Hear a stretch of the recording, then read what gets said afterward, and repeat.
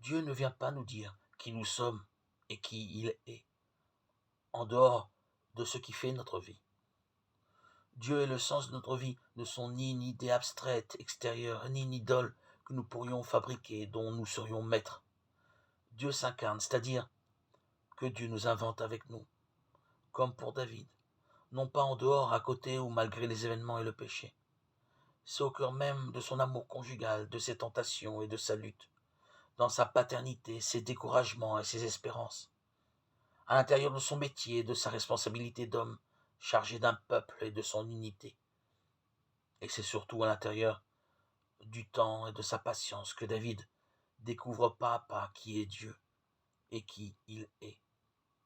Autrement dit, ce que le monde a revendiqué très souvent contre Dieu, justement en reniant l'idée même du péché. À nous de prouver le contraire. Non seulement Dieu ne renie pas la vie et la faiblesse, mais c'est justement là le lieu où il attend de nous l'attention et le sérieux de notre foi.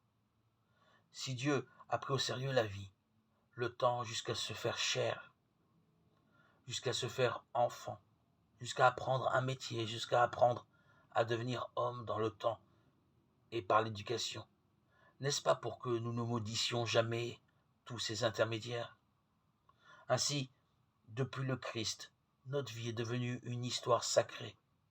Si nous acceptons de ne pas la mener seule, mais de tenir avec lui, oui, ce n'est pas dans des paroles, ce n'est pas dans des idées, seulement que David a découvert qui était Dieu et qui il était, mais dans les larmes au sujet de son enfant.